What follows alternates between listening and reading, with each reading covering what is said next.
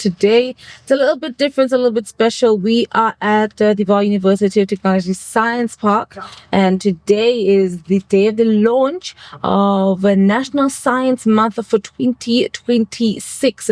And in the studio with me today, I have Dr. Nomalungelo Gina, and she is the Deputy Minister of Science, Technology and Innovation. Good morning, Melikai.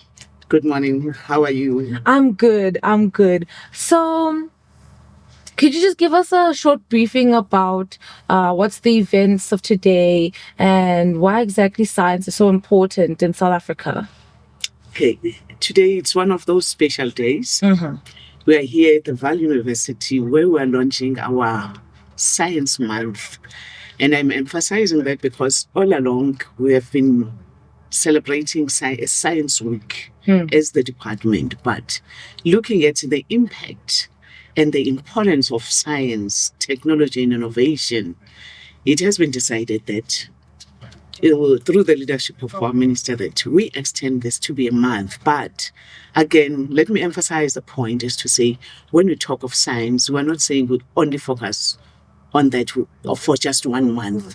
It's something that we do, and I will talk to you about it, even if it might not be today, is to say, what are we doing throughout the year for our stakeholders, our communities, to realize the fact and appreciate the impact that science is doing in our lives on a daily basis. So today, what we're here to do was launching our Science Month, where we're saying it is throughout the month, we'll be engaging with all our stakeholders, our communities, going to all the provinces where we're saying, let the people know the impact of science, appreciate the work that is done by science, touching the lives in various sectors, be it health, be it safety, security, be it environmental, climate change, whatever. But the point we want to prove is that science is touching our lives and it is important.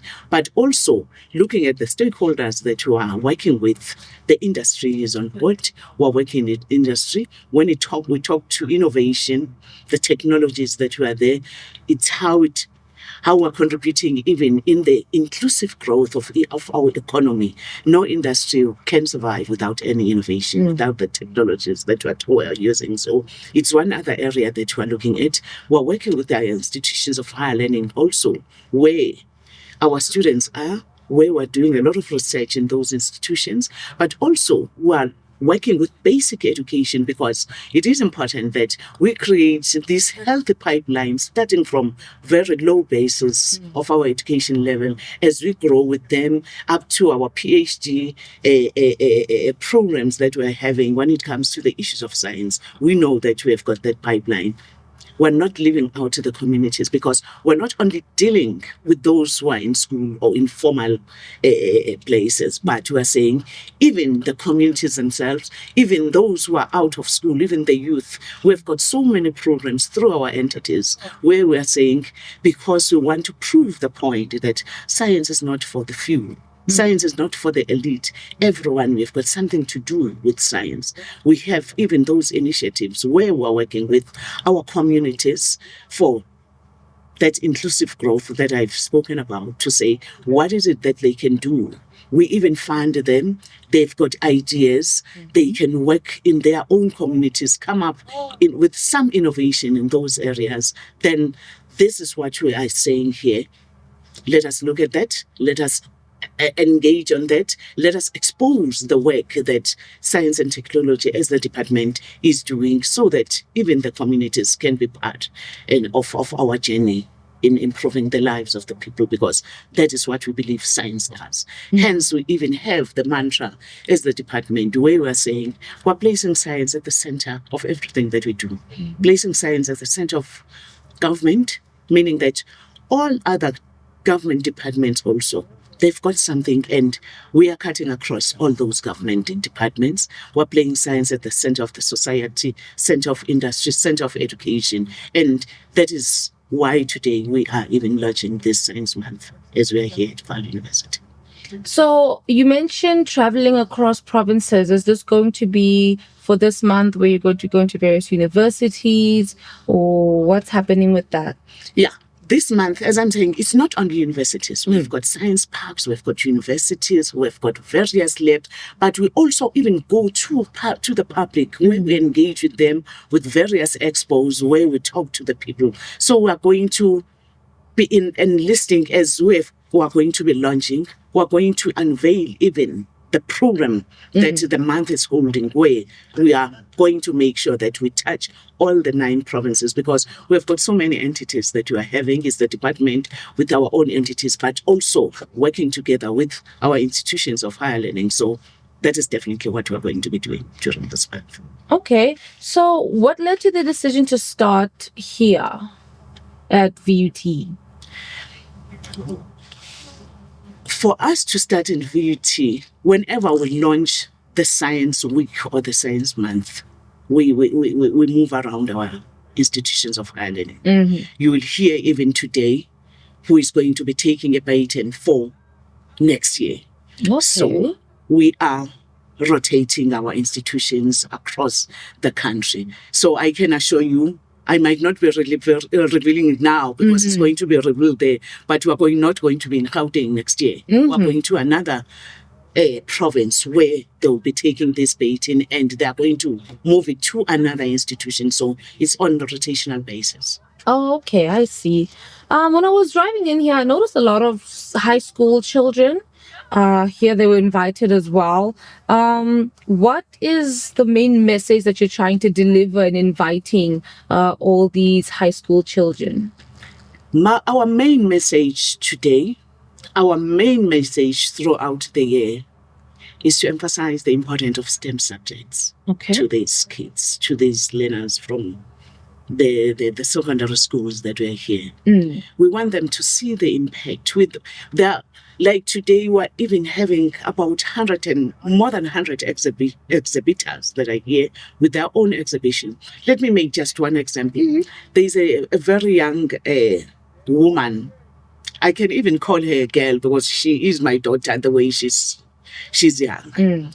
By the name of Tando Gumede, who will be one of the exhibitors here. He came up with the robot. She's calling that robot Iris. That robot is going to be assisting educators in class to assist in explaining and assisting the learners themselves. For me to bring such a young girl, let me call her like that, I know she won't mind, who has done so much.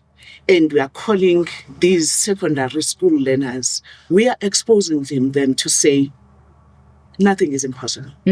It can happen even to them. We are trying to rekindle that curiosity. When we deal with science, we always call people to be curious. That is why these learners are here. They have to go around all these exhibitions and say, if these can do it, what can stop them? We are creating and encouraging that curiosity to them and exposing them to say, science, this is what can be done, and there's nothing really that can stop them from doing that. But also, as I'm saying, emphasizing the importance of STEM subjects. It's always been said, even at schools they do say that, but also even their own educators, because they're here, who are trying to create that healthy pipeline when it comes to the issue of STEM subjects in our schools and the importance and the impact that it can have in our lives and also in the economic growth of our country. Okay.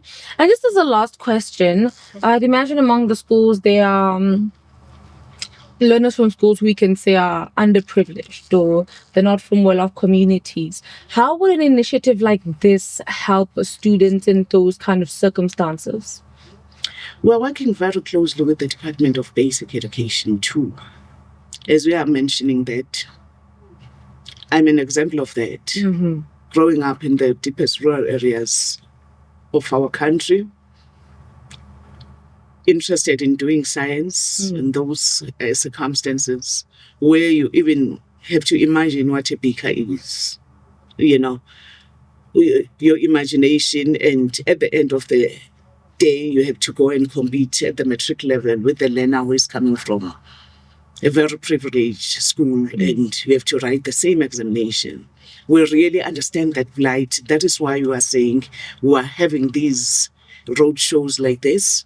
We're working with schools, and we are always mindful as government, as the department, that there is the Department of Basic Education, there is us, but we are saying how can we collaborate in making sure that when it comes to such situations, that is why I was even talking of the science parks in various communities, in various districts. Yes, it's our wish that in each and every district, at least we end up having such of a science park where our learners can be exposed. But that is work in progress, but we are working very closely and taking that into consideration. Whenever we are called by schools, whenever we can help, we do assist. We even have the training for our educators where we are training them on how to impact knowledge and when it comes to the teaching of science subjects. That is the collaboration that we are having as government and with our sister department, the Department of Basic Education. Okay, thank you so much.